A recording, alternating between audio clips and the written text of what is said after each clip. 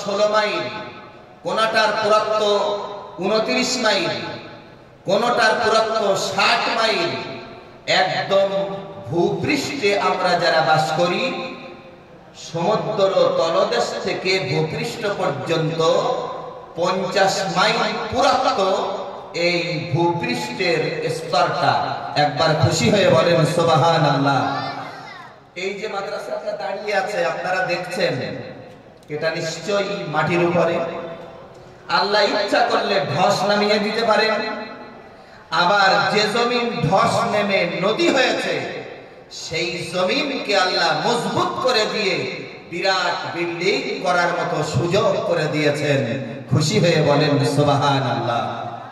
কথাটা রাখলাম। ঠিক পাশাপাশি ওমা তাহতাস সারা, এই শব্দের মুফাসসিররা ব্যাখ্যা দিয়েছেন, তাহতাস সারা বলতে সেই জায়গাকে বোঝায় যে জায়গা ভূঅভ্যন্তরের একদম নিম্ন স্তর।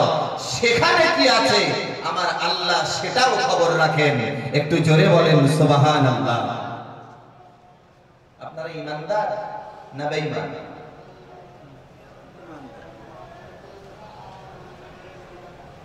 বাবাজি কি মনে হয় জীবনে তেরা শুনিনি কিরম ধরনের কথা? এক কথায় সবাই বলবো ঈমানদার। কারণ ঈমানের জোশ যাদের মধ্যে না থাকবে তারা কোনোদিন কোরআন এবং হাদিসের আলোকে কথা শুনতে ভালোবাসবে না। ঈমান যাদের মধ্যে থাকে, মুমিন যারা হয়, তারাই মনে করে কখন একটু ভালো কথা হবে সেটা শুনতে থাকবে। হাদিস শরীফের ভিতরে এসেছে, বিশ্বনবী জনাবে রাসূলুল্লাহ সাল্লাল্লাহু আলাইহি ওয়াসাল্লামের সাহাবী ওয়ান আবি উমামা রাদিয়াল্লাহু তাআলা আনহু قال قال رسول الله صلى الله عليه وسلم ما الإيمان قال إذا سرتك حسنتك وساءتك سيئاتك فأنت مؤمن أو كما قال عليه السلام। আল্লাহর নবীর কাছে হযরত আবি উমামা রাদিয়াল্লাহু তাআলা আনহু প্রশ্ন করলেন, মাল ঈমানু, ঈমান কি? আমি যদি বলি ভাই ঈমান আছে, আপনি জানলেন কি করে? ঈমান কি? সাহাবী প্রশ্ন করলেন ঈমান কি? জবাবটা দিলেন নবী করিম সাল্লাল্লাহু আলাইহি ওয়াসাল্লাম, ক্বালা ইযা সাররাতকা হাসানাতুকা ওয়া সাআতকা সাইয়্যাতুকা। যে ব্যক্তি ভালো কাজে তৃপ্তি লাভ পায় এবং নিন্দনীয় কাজ যদি ঘটে যায়, অনুশোচনা মনের মধ্যে আসে, ফাআনতা মুমিন, সেই হলো মুমিন। একবার জোরে বলেন সুবহানাল্লাহ। একটু খুশি হয়ে বলেন, আর একটু জোরে বলেন সুবহানাল্লাহ। আপনাদের মোটরসাইকেল আছে? আছে তাই না? অনেকেরই আছে। মোটরসাইকেলটার যখন 2000 কিলোমিটার চলার পরে মোবিলটা বাদ দেন, ওই মোবিলটা বাদ দেওয়ার সময় নিচের দিকে একটা নাট থাকে, ওটা ঢিলা দিয়ে বা খুলে দিয়ে মোবিলটা বের করে আবার নাটটা লাগিয়ে দিয়ে নতুন মোবিল ঢালা হয়। এটা সত্য। আমি আপনি পেশাব করার পরে কি নাট সিস্টেমের ব্যবস্থা আছে? এত চুপ করে থাকলে কথা বলা যাবে? নাট সিস্টেম আছে তাই না? কেউ কেউ বলতে হ্যাঁ।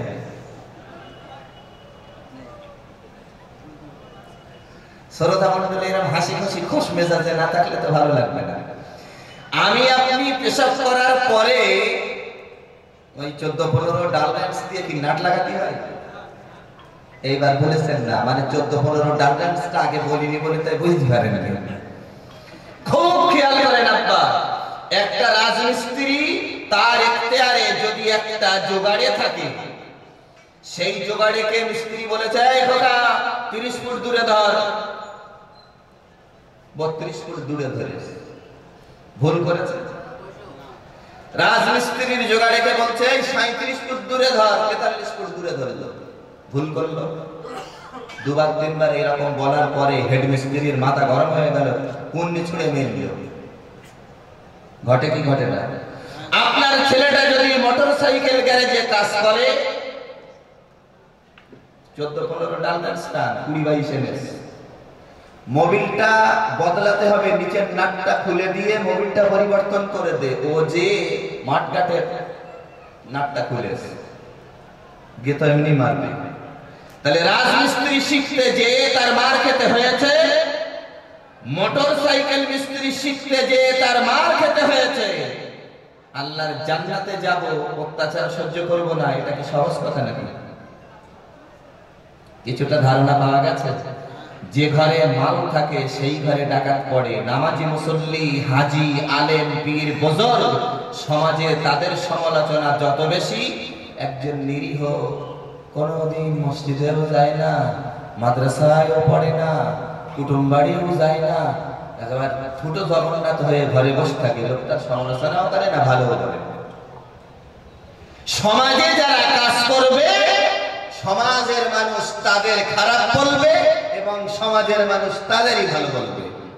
তাহলে আমাকে আপনাকে একটা জায়গায় পৌঁছাতে যে যদি মার খেতে হয়, মুখ খেতে হয়, অত্যাচার সহ্য করে অত্যাচারিত হতে হয়, আল্লাহর জান্নাতে চলে যাব। জীবনে মার খাবো না, অত্যাচার সহ্য করব না, সমালোচনার পাত্র হব না, লোকে নিন্দা করবে সহ্য করব না। এটা জীবনে কোনোদিন হয়েছিল? আজ থেকে 5 বছর আগে একটা কথা বলেছিলাম কোন একটা জায়গায়, মনে আছে? আপনি বাড়িতে ঘুমিয়ে আছেন, আপনার বিবিও আপনার পাশে আছে, রাত দ্বীপ্রহর অতিক্রম করেছে, হঠাৎ করে দেখা গেল স্ত্রী বলেছে আমি একটা সাপ দেখেছি। স্বামী আর বলবে একটুখানি কথা বলেন আপনারা? কখনোই না। আমি শ্রোতাদের সঙ্গে কথা বলি কেন? শ্রোতারা যাতে আমার কথাগুলো ভালো করে বুঝতে পারে।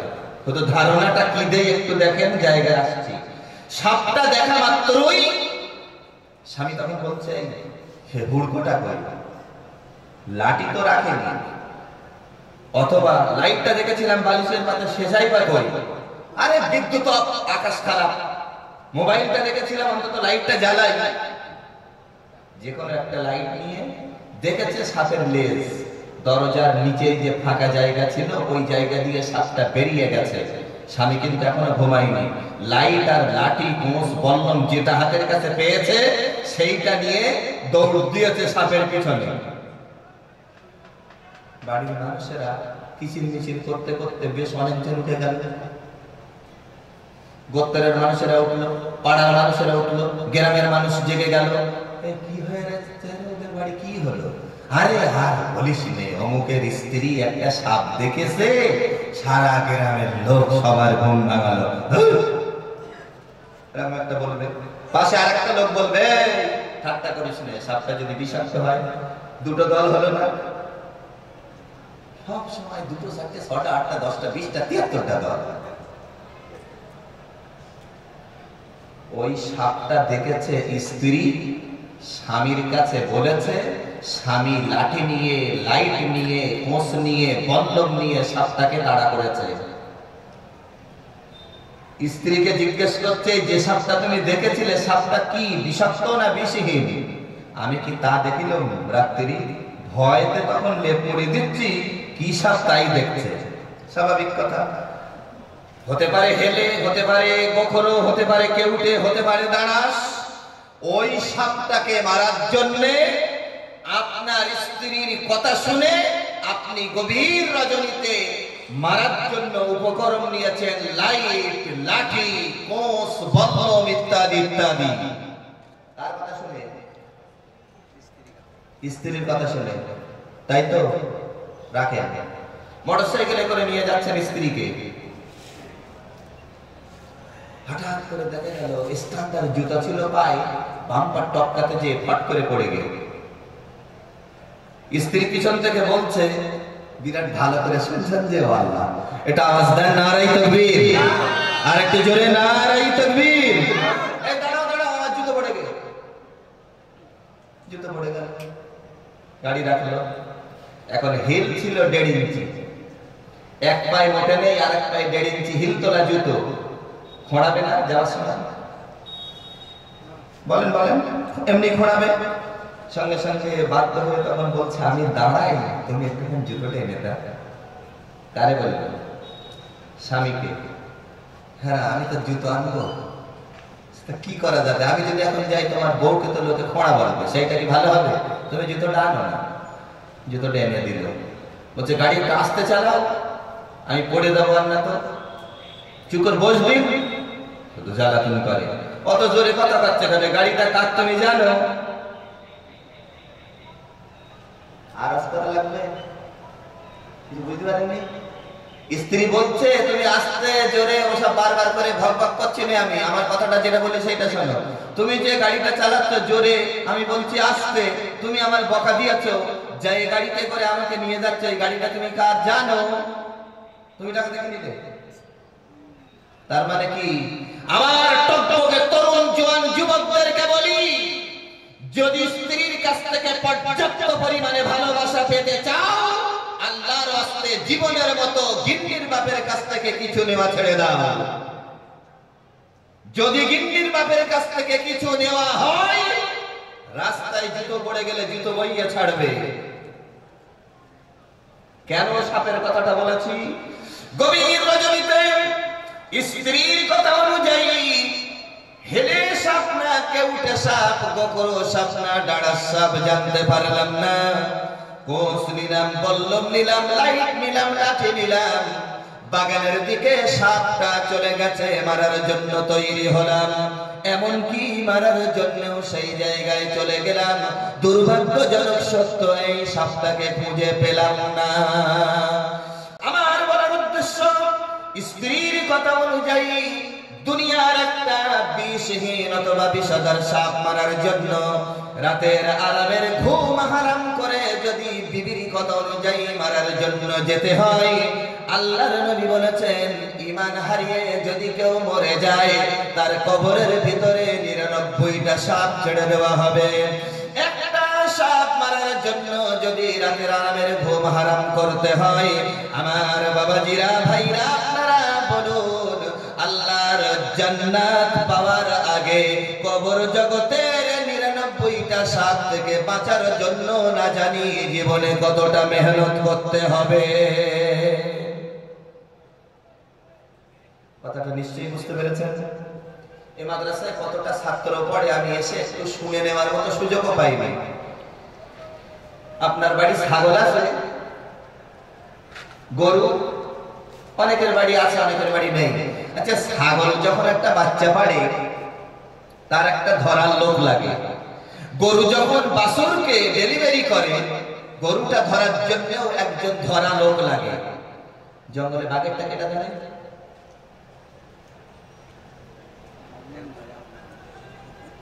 আল্লাহ সবকিছু করতে পারেন, বোঝা যাচ্ছে। দুই নম্বর কথা হলো এটাই, কোন বাছুর যখন পৃথিবীতে আসে, আপনি গরুর মালিক, বাছুরের কানে কানে যে এই কথাটা কোনদিন বলেছেন, এই গরুর বাছুর, বহু মেহনত করে তোকে দুনিয়াতে এনেছি, তোর কানে কানে কথা বলছি, তুই গরুর মতন গরু হবি, বলেছি কোনদিন? ছাগলের বাচ্চাকে, এই শোন ছাগলের বাচ্চা, কত কষ্ট করেছি তোর পেছনে, লালন পালন করে তোকে বড় করব, কানে কানে বলছি তুই বাচ্চার, ছাগলের বাচ্চার মতো বাচ্চা হবি, উপযুক্ত খাসি ছাগল হবি, বলিনি?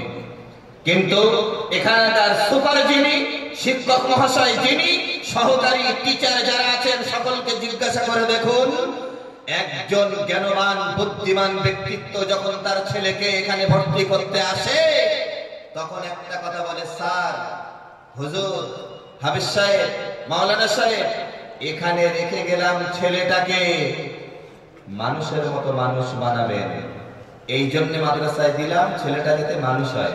আচ্ছা, কেন ছাগলের বাচ্চা দিয়েছি নাকি মাদ্রাসায়? গরুর বাচ্চা দিয়েছি তো মানুষ দিয়ে এসেছে তো, অথচ আবার কাকে মানুষ বানাতে বলছে? তার মানে হলো মানুষ মরে গেলে দুঃখ হয় না, যখন মানুষের মনুষ্যত্ব মরে যায় তখন দুঃখ হয়। সত্য কথা বলতে দ্বিধা নেই। অল্পক্ষণের ভিতরে আমি একটুখানি ইস্তেঞ্জা সেরেছি, ওযু করেছি, এর মধ্যে একটা ছেলে আমাকে কল টেনে দিল, একটা ছেলে আমার জন্য গামছা নিয়ে দাঁড়িয়ে থাকলো। এটা কেন? এ প্রশিক্ষণ তো মাদ্রাসা থেকে পাওয়া যায়, এ প্রশিক্ষণ সব জায়গায় মেলে না। কিছু মনে নেবেন না তো, একটা কথা শোনেন। মাধ্যমিক পরীক্ষায় একজন গার্ডে আছে, প্রচন্ড কড়া গার্ড।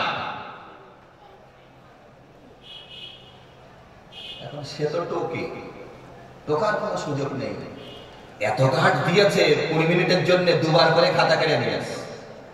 পরীক্ষা দিয়ে বাড়ি এসেছে, বাড়ি আসার পথে তখন ওই ছাত্রটা একবার শুধু ভালো করে দেখে নিয়েছে কোন স্যার আজকে আমার গার্ডে।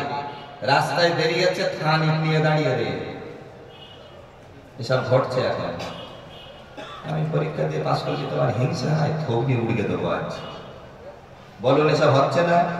আপনি আমাকে বলুন তো, একজন হাফেজ সাহেবের ওস্তাদ, একজন মাওলানা সাহেবের ওস্তাদ উপর থেকে লাথি মেরে ফেলে দিয়েছে, সিঁড়ি দিয়ে গড়িয়ে গড়িয়ে নিচেই পড়েছে। এত মার মেরেছে, 8 ঘন্টা বেহুশ হয়ে পড়েছিল। বাড়ি যাওয়ার জন্য মাদ্রাসা থেকে ঘাড় ধরে বার করে দিয়েছে। কোনদিন বলেছে হুজুর এই আদলা ইট মেরে রেখেছি, থুপনি উড়িয়ে দেবো, আমার মেরিলে মনে নেই? কথা বলেন আব্বা, জীবনে শুনেছেন? কোরআনের দরজায় মানুষ তৈরি হয়, আদর্শ মানুষ বেড়ে যায় কোরআনের দরজায়। সেই কোরআন এবং কোরআনের কেন্দ্রীয় ব্যাখ্যার জায়গা হলো অন্যান্য মাদ্রাসার মতো এটাও একটা মাদ্রাসা। জান্নাতের রাস্তাটা খুলছেন, সে কারখানা আপনারা বানিয়েছেন। আলহামদুলিল্লাহ বলবেন না? আরেকটু জোরে বলেন, আরেকটু জোরে বলেন। মহান আল্লাহ রাব্বুল আলামিন কোরআনে কারীমের মধ্যে বলেছেন, ওয়ামা খালাকনাস সামাওয়াতি ওয়াল আরদা ওয়ামা বাইনাহুমা ওয়ামা তাহতাস সারা।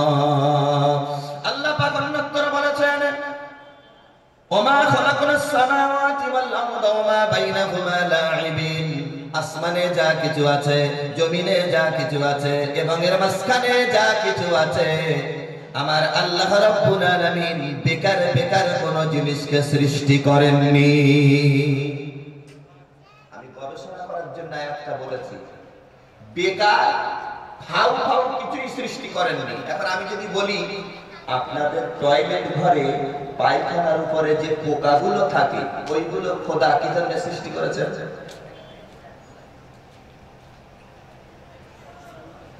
কোরআনের দরজায় আসলে ঈমান মজবুত হয়ে যায়। বলুন আব্বা বলুন, পায়খানার উপরে যে পোকাগুলো গিজগিজ করে বেড়ায়, ওই পোকাগুলোকে আল্লাহ কি জন্য সৃষ্টি করেছেন? যদি যুক্তিতে আসে, এরকম ছোট্ট একটা চটি কিতাবে একদিন পড়ছিলাম, একজন কবিরাজ, একজন গ্রাম্য কবিরাজ গ্রামের মধ্যে প্রবেশ করেছে। মানুষের জন্য চোখের ঔষধ দিচ্ছে। যার চোখের দৃষ্টি হ্রাস পেয়েছে তার জন্য এই অসুখ, যার বাতের রোগ তার জন্য এই অসুখ, যার ঘাড়ের যন্ত্রণা তার জন্য এই অসুখ।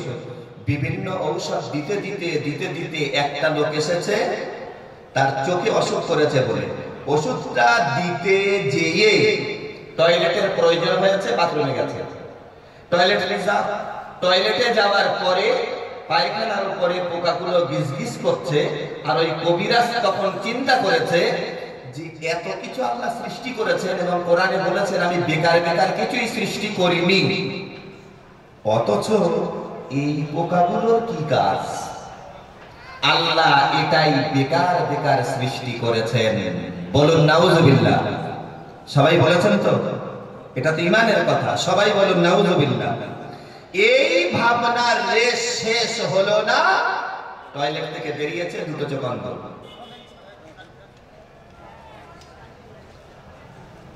এক সপ্তাহ পরে ওই গ্রামে আরেকটা কবিরাজ ঢুকেছে, তার কাছে যে চোখ নিয়ে বলেছে যে আমি এই চিন্তা ভাবনা করছিলাম, আমার দুটো চোখ চলে গেল, এখন উপায় কি?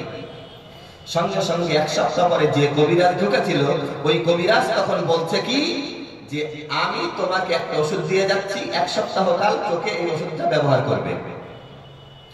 আল্লাহ পাকের কত বড় দয়া, খোদার কি করুণা! 1 সপ্তাহ কাল ব্যবহার করতে না করতেই চোখ আবার স্বাভাবিক অবস্থা ফিরে পেয়েছে। গ্রাম থেকে বেরিয়ে যাওয়ার পরে ওই কবিরাজ আবার যখন গ্রামের ভিতরে প্রবেশ করেছে, অন্ধ হয়ে যাওয়া কবিরাজ তখন জিজ্ঞাসা করেছে, ও চিকিৎসক মহাশয়, ও কবিরাজ, আপনি কোন কি দিয়ে এই ঔষধটা তৈরি করেছেন যে ঔষধের কারণে আমার দৃষ্টি আমি আবার ফিরে পেয়েছি?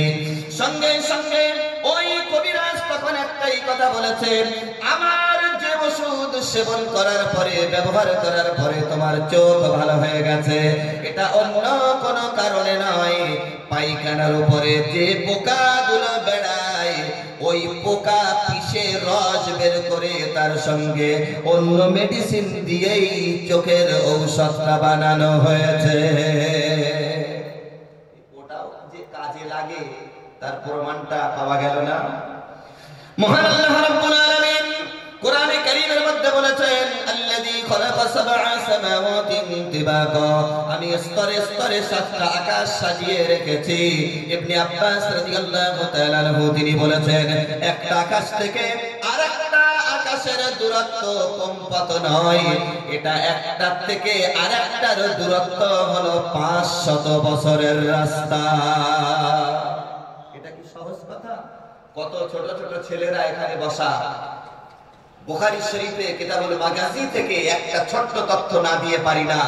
আল্লাহর দ্বীন কায়েমের জন্য মার খেয়েছেন প্রিয় নবী জনাবে রাসূলুল্লাহ সাল্লাল্লাহু আলাইহি ওয়াসাল্লাম, মার খেয়েছেন সাহাবীরা, মার খেয়েছেন ইমাম সাহেবরা, মার খেয়েছেন আল্লাহর ওলিরা, মার খেয়েছেন মুহাক্কিক আলেমরা। বর্তমান সমালোচনার পাত্রও হচ্ছেন এক শ্রেণীর যোগ্য আলেম দ্বীন যারা, তারা। কথা বলুন কেন? সত্যকে প্রাধান্য দিতে গেলে, প্রকৃত সত্যকে ফুটিয়ে তুলতে গেলে, সেটাকে এস্টাবলিশ করতে গেলে মার আসবে।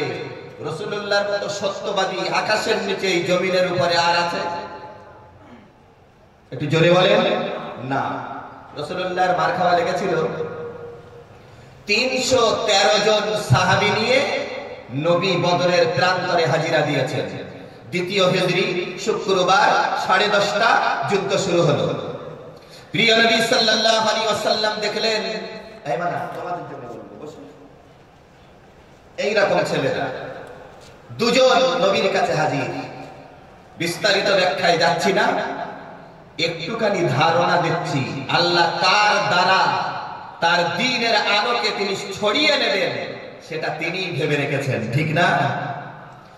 হাদিস শরীফের ভিতরে এসেছে, বুখারী শরীফের মধ্যে কিতাবুল মাগাজির ভিতরে এসেছে, বদরের যুদ্ধ যখন শুরু হয়ে গেল, 313 জন নিয়ে আল্লাহর নবী বদরের প্রান্তরে হাজিরা দিয়েছেন।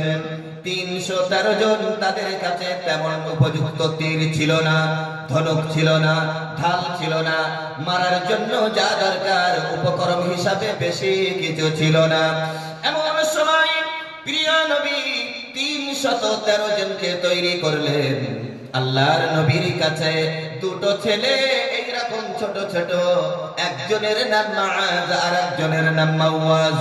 দুই তরুণ নবীর কাছে যে হাজির, ইয়া রাসূলুল্লাহ, ইয়া হাবিবাল্লাহ, হুজুর, ইসলামের প্রথম জিহাদ বদর, যে জিহাদের ময়দানে মাত্র 313 জন মুসলমান হাজিরা দিয়েছেন, আর আপনি সেনাপতির দায়িত্ব পালন করবেন বলে তৈরি হয়েছেন। ইয়া রাসূলুল্লাহ, ইয়া হাবিবাল্লাহ, হুজুর, এই ইসলামের প্রথম জিহাদের ময়দানে অংশ নেওয়ার জন্য আমরা দুই ভাই এগিয়ে এসেছি। হুজুর, আমাদের একটু পারমিশন দেন, আমাদের একটু অনুমতি দেন, আমরাও জিহাদে অংশ নেব। এমন সময় আল্লাহর নবী বললেন, ও ছেলেরা, যে জিহাদের ময়দানে আবু জাহেলের মতো পালোয়ান রয়েছে, যে জিহাদের ময়দানে আবু সুফিয়ানের মতো শক্তিমান রয়েছে, সেই জিহাদের ময়দানে তোমাদের মতো দুইজন তরুণ ছোট ছেলেকে কেমন করে অনুমতি দেব? সঙ্গে সঙ্গে আল্লাহর নবী তাদের মন মানসিকতা বুঝতে পেরেছেন। এরা তো কেঁদে জারে জারে হয়ে যায়। দুই তরুণ কাঁদতে কাঁদতে অস্থির হয়ে যায়, হুজুর অনুমতি দেন, কারণ আমার আব্বা জিহাদ জিহাদের ময়দানে, আমার চাচারাও জিহাদের ময়দানে। হুজুর যদি অনুমতি না দেন তাহলে মনের দিক দিয়ে যেন তৃপ্তি পাচ্ছি না। আল্লাহর নবী তাদের মানসিকতা বুঝলেন।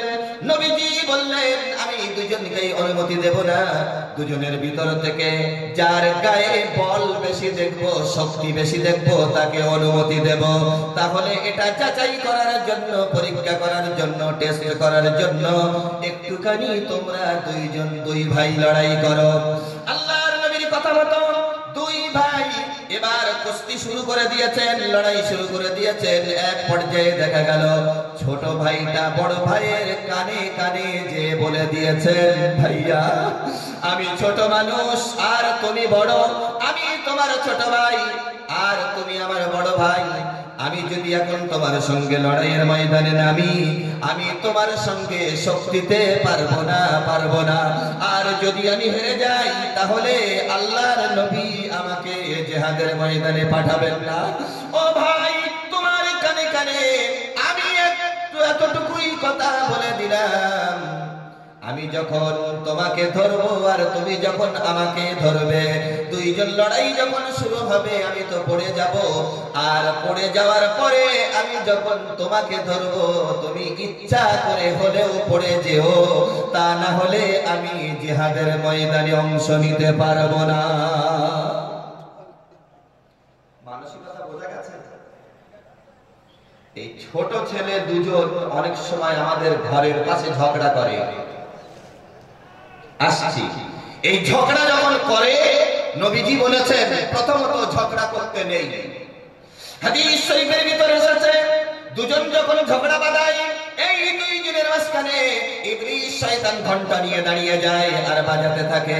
ঘন্টা যত বাজায় তখন দেখা যায় ওদের ঝগড়ার তীব্রতা তত বেশি হয়। নবীজি বলেছেন দুইজন ঝগড়া করবে, প্রথম ব্যক্তি যে গালি দেওয়া শুরু করবে, দ্বিতীয় জন পরেও যদি গালি দেয়, পরের গাল যত গোনা হবে সব প্রথম ব্যক্তির ঘাড়ে বর্তাবে। কি বলিস? দুজন ঝগড়া করলে আগে গালি দেওয়া কেটা? ভয় করে মুখ শুকিয়ে গিয়ে ভয় করে না, না তোমাদের অবদান আছে ইসলামে। দুইজন লড়াই করে কথাটা কি, আমি ছোট তুমি বড়, যদি অনুমতি রাসূলের কাছ থেকে না পাই তার কারণ একটাই, আমি তোমার সঙ্গে পারিনি বলে নবী অনুমতি দেয়নি। ভাই আমি তো পড়ে যাব, পারবো না তোমার সাথে। ও ভাই, আমি যখন তোমাকে ধরবো আমার আবেগ প্রবণতাকে তুমি বজায় রাখবে, আমাকে একটু সুযোগ করে দিয়ে তুমি পড়ে যেও, তাহলে আমরা দুই ভাই দুজনাই পারবো জিহাদের ময়দানে অংশ নিতে। সুবহানাল্লাহ। প্রিয় নবী মনের ভাব বুঝতে পেরেছেন। দুইজন যখন লড়াই করলেন, একে অপরকে ধরার সঙ্গে সঙ্গে যখন দুজনাই পড়ে গেল, প্রিয় নবী জনাবে রাসূলুল্লাহ সাল্লাল্লাহু আলাইহি ওয়াসাল্লাম দুজনকেই অনুমতি দিয়ে দিলেন।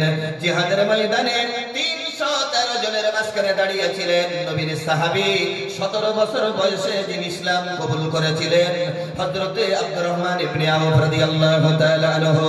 আব্দুর রহমান ইবনে আওফকে লক্ষ্য করে ওই দুই তরুণ সঙ্গে সঙ্গে যে বলেছেন, চাচাজি আমরা হলাম মদিনার আনসারের ছেলে, আনসার যারা তাদের ছেলে। আমরা শুনেছি মক্কার জীবনে নবীজি যখন গলি দিয়ে হেঁটে গেছেন তখন আবু জেহেল মেরেছে। আমরা শুনেছি তাইফের ময়দানে আল্লাহর নবী যখন দ্বীন প্রচার করতে গেছেন, তাইফের যুবক ছেলেরা তখন নবীকে মেরেছে। আমরা শুনেছি আল্লাহর নবীকে কুয়ায় ফেলার জন্য আবু জেহেল অনেক চেষ্টা করেছিল। ও চাচাজি একটাবার বলে দেন, সেই আবু জেহেল বদমাইশ দুষ্ট লোকটা কোথায়? চিন্তা করেছেন আব্বা? সে বড় বড় লোকেরা সন্ধান নিতে হয়তো বিলম্ব করছে, এদের মতো দুটো তরুণ তারা একজন মুজাহিদে মিল্লাত আব্দুর রহমান ইবনে আওফের কাছে যে বললেন আবু জেহেল নাকি পালোয়ান, কোথায় সেটা চাচাজি একটু বলে দেবেন? আব্দুর রহমান ইবনে আওফ সঙ্গে সঙ্গে আবু জেহেলকে একটু দৃষ্টি দিয়েছেন কোন দিকে দেখি তো। কিছুটা দূরে দেখা গেল, দূরে সবার চেয়ে মাথাটা উঁচু দাঁড়িয়ে আছে। আব্দুর রহমান ইবনে আওফ বললেন, মাআজ মাওয়াজ, তোমরা ছোট, আবু জাহেলের সন্ধান করছো মানে? ইসলামের পরিভাষায় এটাই বলা যায়, মানুষ ছোট হতে পারে, শক্তি দেওয়ার মালিক তো আল্লাহ। একটু জোরে বলবেন না সুবহানাল্লাহ? জোরে বলুন।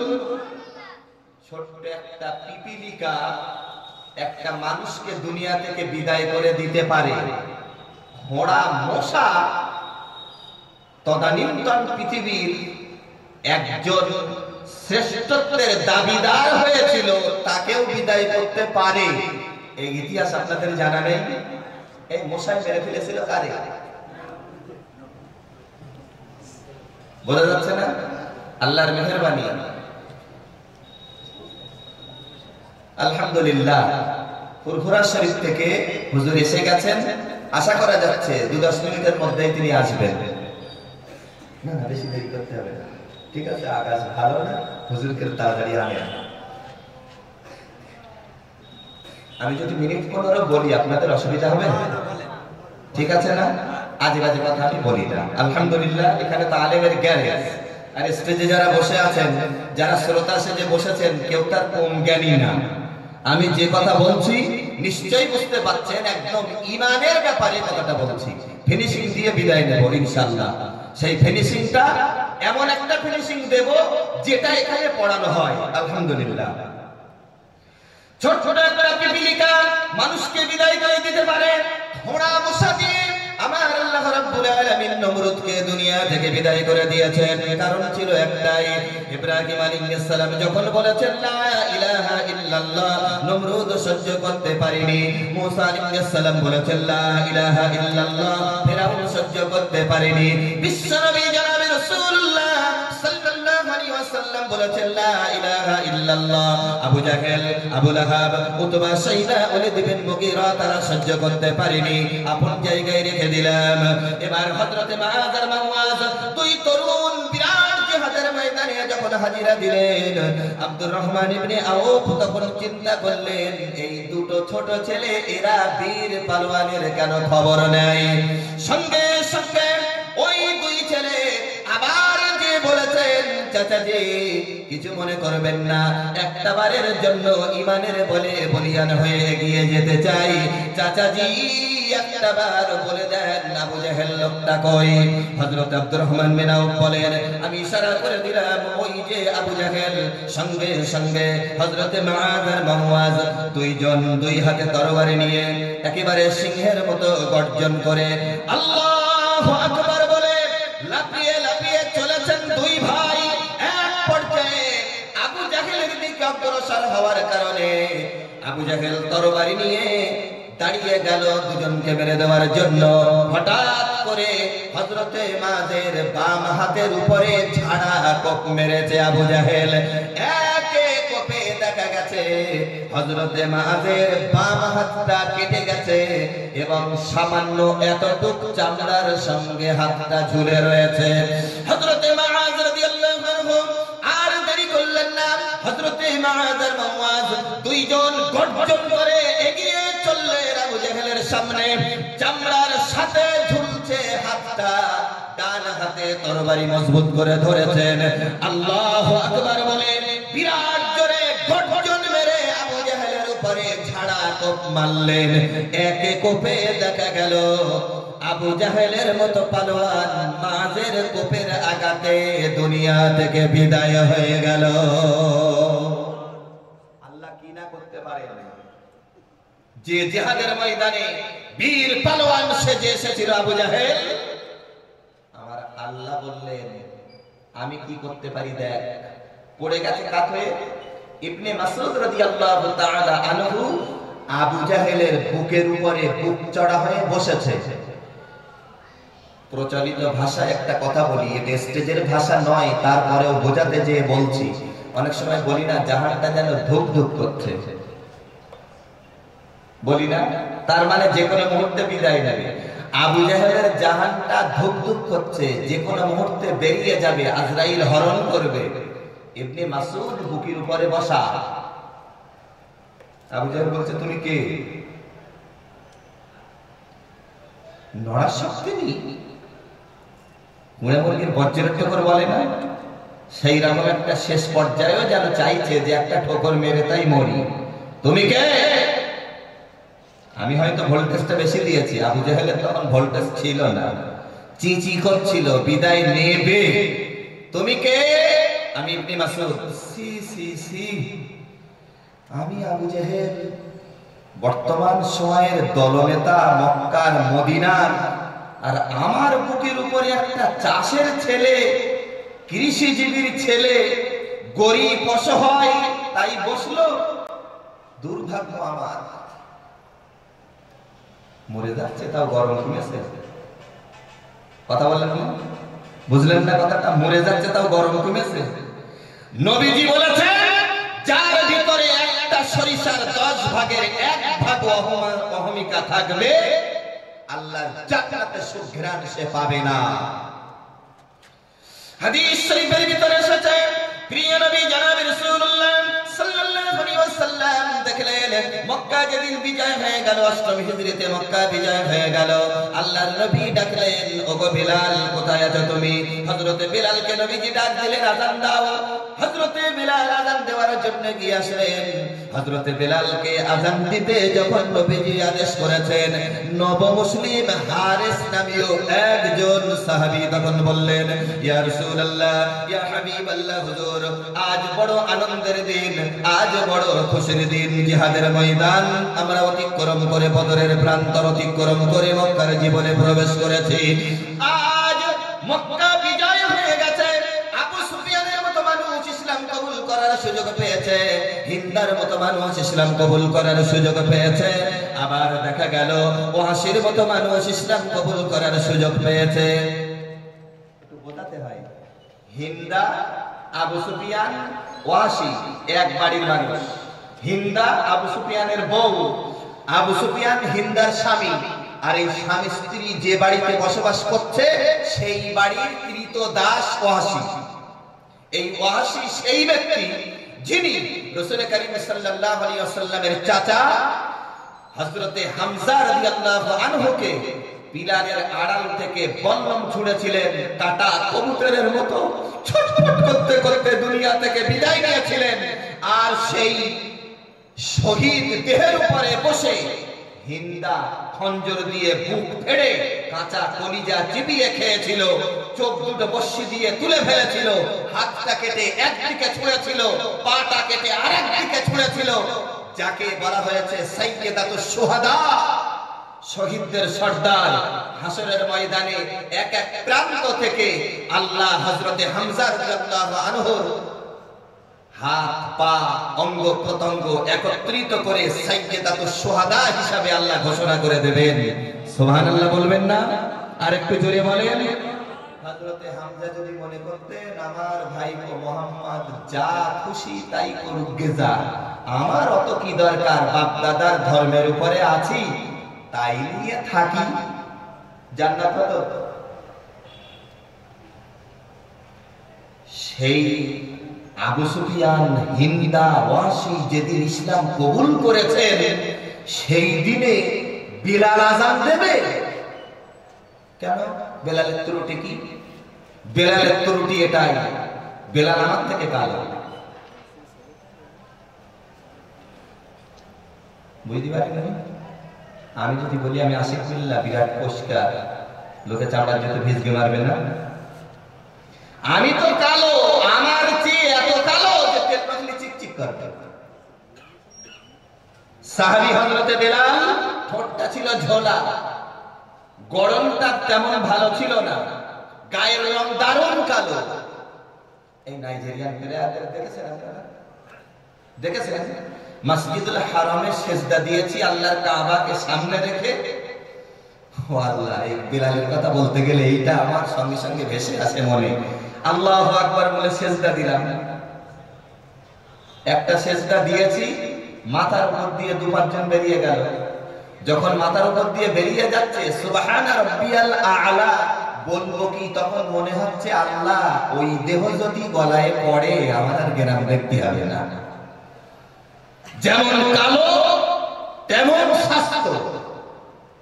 হারিস নামীয় সাহাবী এসে বললেন, হুজুর আজকের দিনে বেলাল আযান দেবে।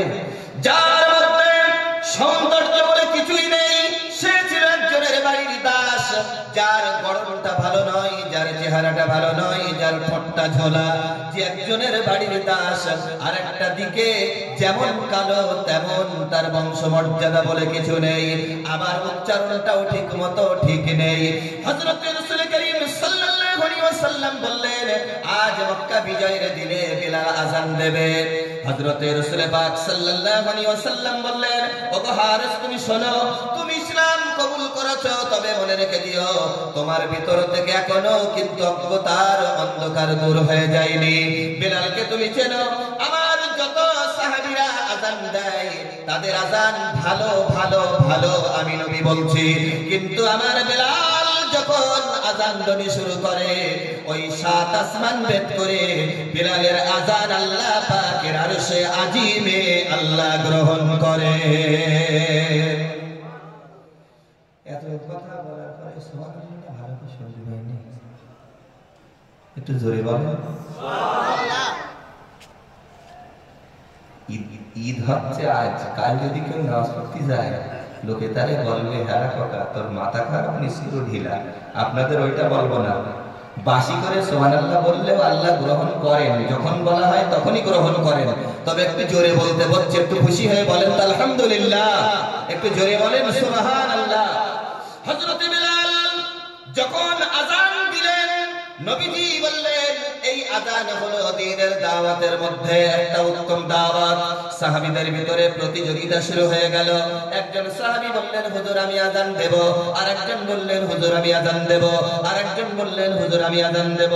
প্রিয় নবী জনাবে রাসূলুল্লাহ সাল্লাল্লাহু আলাইহি ওয়াসাল্লাম তখন বললেন, সাহাবীদের মধ্যে আযান দেওয়া নিয়ে মনোমালিন্য হতে পারে।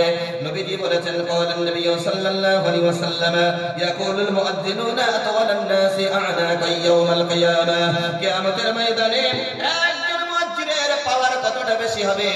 আল্লাহর নবী বলেছেন, যেই ব্যক্তি নিঃস্বার্থে কিয়ামতের ময়দানে আল্লাহ পাকের দরবারে কোন রকমের হিসাব দেওয়ার সম্মুখীন হওয়া ছাড়াই উঠবেন, সকলের চেয়ে মুয়াজ্জিনের ঘাড় আল্লাহ উঁচু করে দেবেন।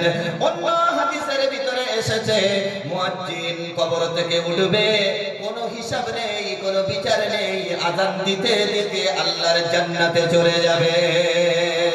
আমার আব্বা জানেরা, ভাই জানেরা, হযরত বেলাল যখন আযান দেওয়া শুরু করলেন সাহাবীদের মধ্যে প্রতিযোগিতা শুরু হয়ে গেল। নবীজি দেখলেন মনোমালিন্য হতে পারে। আল্লাহর নবী বললেন, ক্বালান নবী সাল্লাল্লাহু আলাইহি ওয়াসাল্লাম, মান ক্বালা মিসলা হাযা ইয়াকিনান দাখালাল জান্নাহ আও কামা ক্বালা আলাইহিস সালাম। নবীজি বললেন, আযানের মতই জবাব দিবে, আমার আল্লাহ তাকে জান্নাত দান করে দেবে। আযান হয়, মহিলারা যদিও কোন দুই হাতের কাজে ব্যস্ত থাকে, কাপড়টা কারো না কাউকে উঠিয়ে মাথায় দিতে বলে। আমার মায়েরা আযানের সম্মান দেয়, কিন্তু আমার আব্বা জানেরা অনেক সময় দেখা যায় আযান হয় কাজ করেই যায়। আগের দিনের মানুষেরা যদি কামার সালাদের কথা বলি, হাতুড়িটা উত্তোলন করেছে লোহার উপরে মারবে বলে, আযান ধ্বনি কানে এসেছে, হাতুড়িটা লোহায় না মেরে পাশে রেখে দিয়েছে, তারপরেও আযানকে সম্মান দিতে তারা ভুলে যায়নি। আমার আব্বা জানেরা, আমার তরুণ জওয়ান যুবকেরা, আরেকটু দাঁড়িয়ে গিয়ে যায়। হযরত বেলাল যখন দেখলেন রাসূলুল্লাহ বিদায় হয়ে গেছেন, ওয়ান আবি হুরায়রা রাদিয়াল্লাহু তাআলা আনহু قال قال رسول الله صلى الله عليه وسلم ما بين بيت ومنبر روضة من رياض الجنة ومنبر على حوضي أو كما قال عليه السلام। প্রিয় নবী আমার বলেছেন, আমার ঘর আর আমার মিম্বার এই দুইয়ের মাঝখানটা হলো জান্নাতের বাগান সমূহের মধ্যে একটা বাগান। আর এই যে বাগান আপনারা আমরা যারা হজ করে এসেছি দেখেছি, আমার মিম্বারটা আমার হাওয়াজে কাউসারের উপরে নির্মিত আছে। কিয়ামতের ময়দানে কঠিন হাসরের মাঠে আমার আল্লাহ রাব্বুল আলামিনের হাবিব উম্মতি মুহাম্মাদি মুমিন যারা তাদেরকে হাওয়াজে কাউসার দান করে দেবেন। একটু জোরে বলেন, আর একটু জোরে বলেন। এবার মূল কথা যেটা বলতে বসেছি, হযরত বিলাল ওই মিম্বরের উপরে দাঁড়িয়ে আযান দেন। হজ করে যারা এসেছেন তারা জানেন আযান দেওয়ার জায়গাটা মসজিদে নববীতে একটু উপরের দিকে আছে। হযরত বিলাল ওই জায়গায় দাঁড়িয়ে আযান দেন। কোন একটা দিন আল্লাহর নবী পরলোক গমন করেছেন। হযরত বিলাল আযান দিতে গিয়ে আশহাদু আন্না মুহাম্মাদুর রাসূলুল্লাহ যখন বলেছেন, হযরতে বিলাল ওখান থেকে মাটিতে লটিয়ে পড়লেন। হযরতে বিলাল চিন্তা করলেন, না না, এই জায়গায় দাঁড়িয়ে আর একটা দিনের জন্য আমি বিলাল আযান দেব না। তার কারণ আমি যখন বলতাম আশহাদু আন্না মুহাম্মাদুর রাসূলুল্লাহ, সঙ্গে সঙ্গে আমার চোখ আল্লাহর নবীর চেহারার উপরে পড়েছে। আমি আত্মতৃপ্তি লাভ করেছি। নবী শূন্য মেম্বারে দাঁড়িয়ে আমি বিলাল আর কোনোদিন আযান দেব না। হযরত বিলাল আযান দেবেন না বলে হাবশী দেশের দিকে হযরত বিলাল রওনা দিয়েছেন গাটলি গুছিয়ে নিয়ে।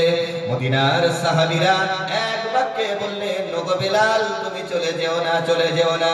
হযরত বিলাল বললেন, না, আল্লাহর নবী নেই যেখানে আমি বিলাল সেখানে আর থাকতে পারবো না। হযরত বিলাল চলে গেলেন। অনেক দিন পরে যে মেম্বারে দাঁড়িয়ে হযরত বিলাল আযান দিতেন ওই মেম্বার দেখার জন্য এবং প্রিয় নবী জনাব রাসূলুল্লাহ সাল্লাল্লাহু আলাইহি ওয়াসাল্লামের রওজা মুবারক দেখার জন্য এসেছেন। মদিনার মানুষরা পাগল পারা হয়ে গেল, আরে বিলাল আবার এসেছে। ও বিলাল, তোমার কণ্ঠ থেকে একটা বার আযান ধ্বনি শুনতে চাই। হযরত বিলাল বললেন, আমি রাজি নই, আমি আযান দেব না। মদিনার মানুষেরা পাগল পারা হয়ে যায়। ইমাম হাসান ইমাম হুসাইন রাদিয়াল্লাহু আনহুমা দুইজনে হযরত বিলালকে ধরলেন, গো বিলাল আযান দিতেই হবে, না দিলে শুনবো না।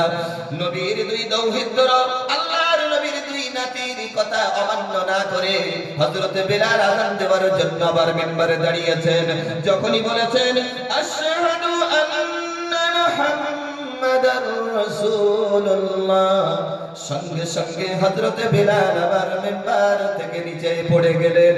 না জানি কতটা ভালোবাসা, না জানি কতটা মহব্বত, কত আন্তরিকতা। ও আমার আব্বা জানেরা, ভাই জানেরা, তরুণ জওয়ান যুবকেরা, আজকে নবী নেই, আজকে সাহাবীরা নেই, আজকে সাহাবীদের যারা দেখেছিলেন তারাও দুনিয়াতে নেই।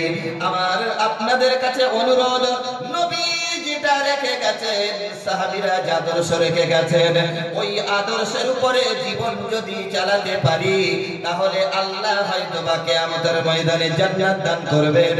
তার কারণে আল্লাহ পাক কোরআনে কারীমের ভিতরে বলেছেন, ওয়া কানা হাক্কান আলাইনা নাসরুল মুমিনিন, মুমিনদের সাহায্য করাটা আমি আল্লাহর জন্য জরুরি হয়ে যায়। একটু জোরে বলবেন না, আর একটু জোরে বলেন। বিদায়ের পূর্ব মুহূর্তে ওইটুকু বলে বিদায় নেই, সেটা কি?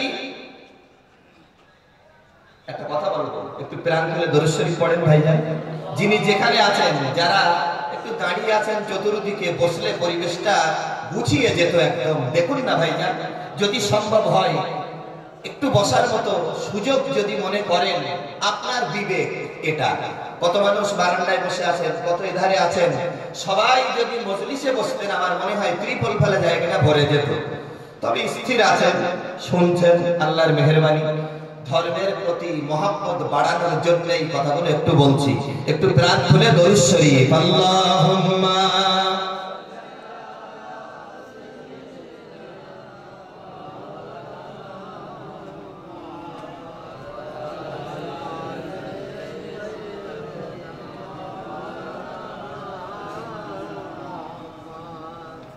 আপনাদের অসুবিধা হচ্ছে না?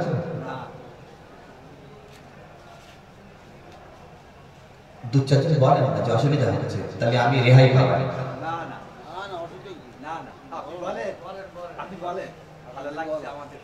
ভালো লাগছে? হ্যাঁ, কেন ভালো লাগছে? কেন ভালো কথা বলছে তাই ভালো লাগছে? নবী ভালো কথা বলেনি, আবু জাহেলের ভালো লাগেনি কেন? না আমি ঠকাবো না, দলিল দেব। ভালো কথা বলছি, ভালো লাগছে, এটাই বলছেন তাই না? আচ্ছা, ভালো কথা বললে কি সবার ভালো লাগে? একদম না, তাই না? তাহলে ভালো লাগে কাদের? ইমানদারদের। এখন এই ফাঁকা কথা বললে তো বিশ্বাস করবে না, দলিল দিতে হবে। ইমানদারদের ভালো লাগে। ইমানদার নেই কে? আল্লাহ আছেন, পরকাল আছে, সে ইমানদার। আল্লাহ এক, মুহাম্মদ সাল্লাল্লাহু আলাইহি ওয়াসাল্লাম আল্লাহর প্রেরিত রাসূল। আল্লাহর একত্ববাদে বিশ্বাসী হওয়া আর যখন যে নবী থাকবেন সেই নবীর উপরে বিশ্বাসী হওয়াটাই হলো ইমানদারের চিহ্ন। নাস্তিক, মুরতাদ, দার্শনিক তাদের কথা বাদ দেন। সবাই যদি জান্নাতে যাবে তাহলে জাহিম, জাহান্নাম, সাকার, সাইর, লাজা, হাবিয়া, হোতামা এগুলো কি?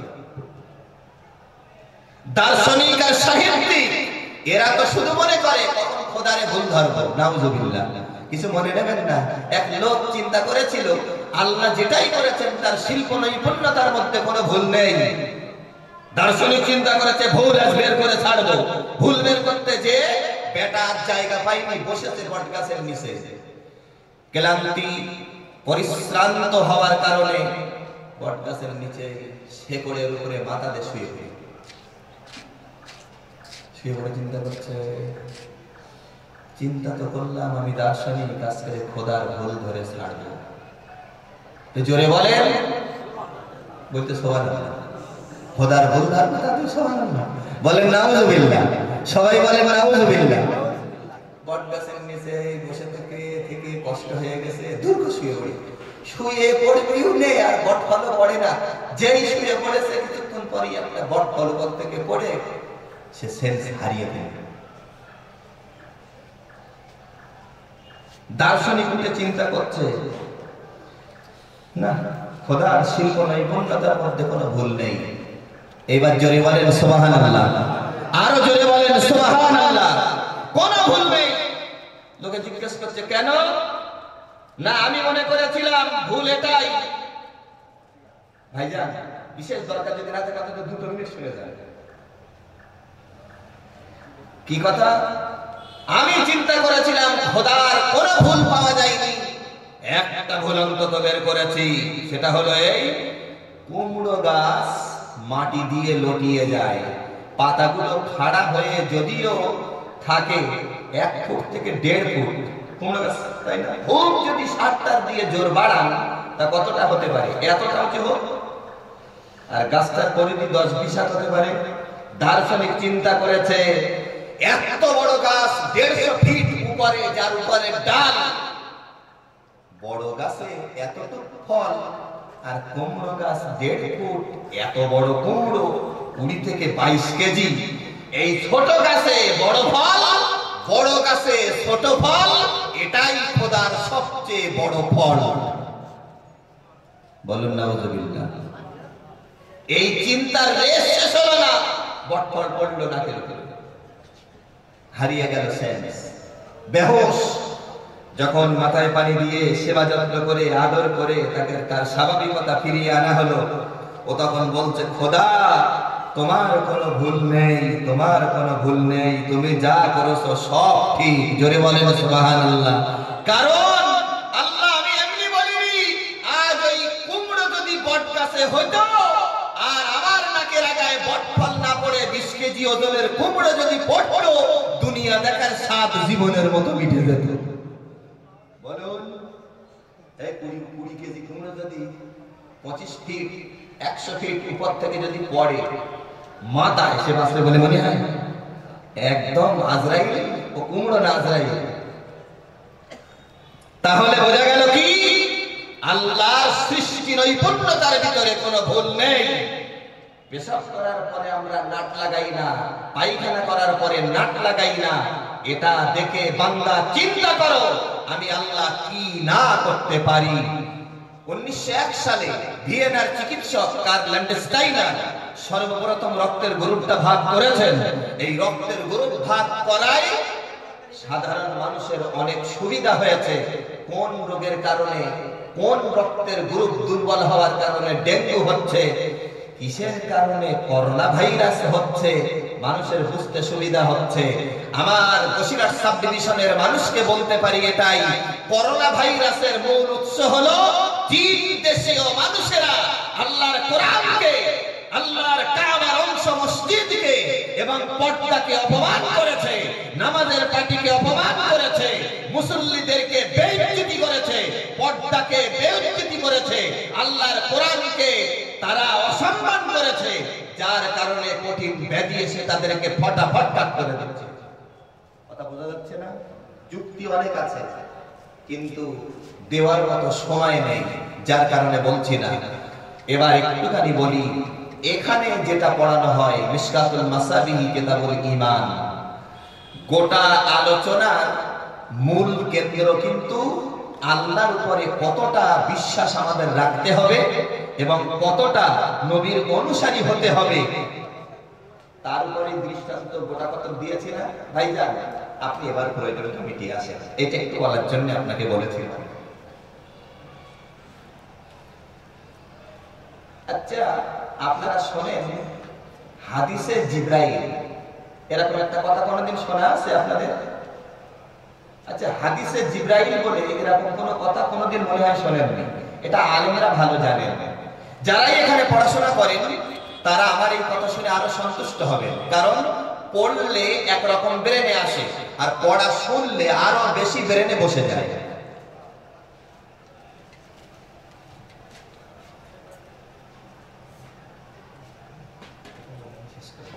এটা বলে শেষ করব। আমি জানতাম বলতে কথা মাদ্রাসায় 3 দিন ইসরায়েল সাওয়াফের মাঝের দিনে যথেষ্ট পরিমাণে মানুষ হয়, হয়েও ছিল। হঠাৎ একটু বৃষ্টি নামায়, মনে হয় খানিকটা মানুষ মাইনাস হয়েছে।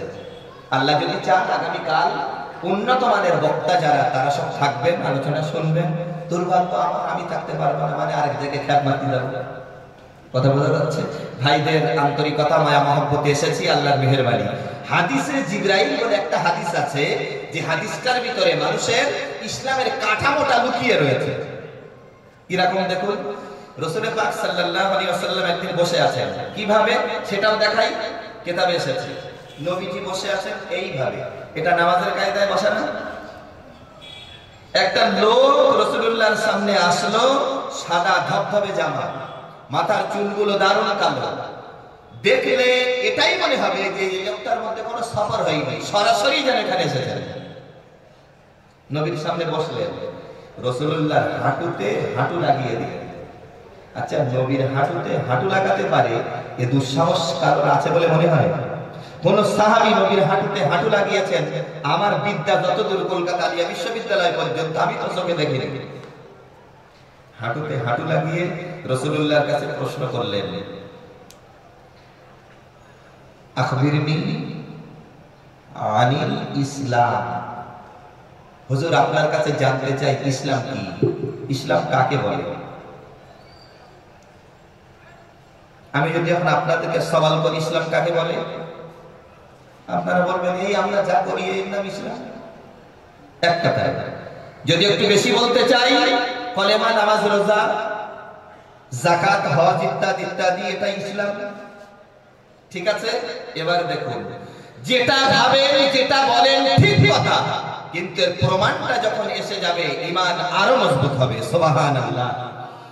প্রিয় নবী জনাব রাসূলুল্লাহ সাল্লাল্লাহু আলাইহি ওয়াসাল্লাম সঙ্গে সঙ্গে জবাব দিয়ে দিলেন, যিনি প্রশ্ন করেছেন আনিল ইসলাম, ইসলাম কি, আল্লাহর নবী জবাব দিলেন, قالন নবী সাল্লাল্লাহু আলাইহি ওয়াসাল্লাম বুনিয়াল ইসলাম আলা খামসিন, শাহাদাতু আল্লা ইলাহা ইল্লাল্লাহ ওয়া আন্না মুহাম্মাদান আবদুহু ওয়া রাসূলুহু ওয়া ইকামুস সালাত ওয়া ইতাউজ যাকাত ওয়াল হজ্জ ওয়াস সাওম রমাদান আও কামা ক্বালা আলাইহিস সালাম।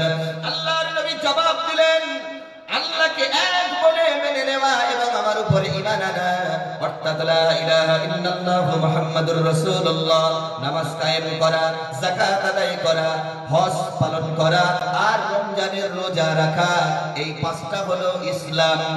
সঙ্গে সঙ্গে যে লোকটা প্রশ্ন করেছিল জবাব দিল, হুজুর আপনি এখন সঠিক জবাব দিয়েছেন। সুবহানাল্লাহ বলেন, আর একটু জোরে বলেন। একটা প্রশ্ন কি? ইসলাম ইসলাম কাকে বলে? এক, মনে রাখুন চারটে কথা। 2 নম্বর প্রশ্ন, ফাখবিরনি আনিল ঈমান। হুজুর ঈমান কি? প্রিয় নবী জবাব দিলেন, আমানতু বিল্লাহি ওয়া মালাইকাতিহি ওয়া কুতুবিহি ওয়া রাসূলিহি ওয়াল ইয়াউমিল আখির ওয়াল কদরি খাইরিহি ওয়া শাররিহি মিনাল্লাহি তাআলা ওয়াল বা'সি বা'দাল মাউত। একে একে আল্লাহর নবী 7টা কথা বলে দিলেন। লোকটা সঙ্গে সঙ্গে বলেছে, হুজুর আপনি সঠিক জবাব দিয়েছেন।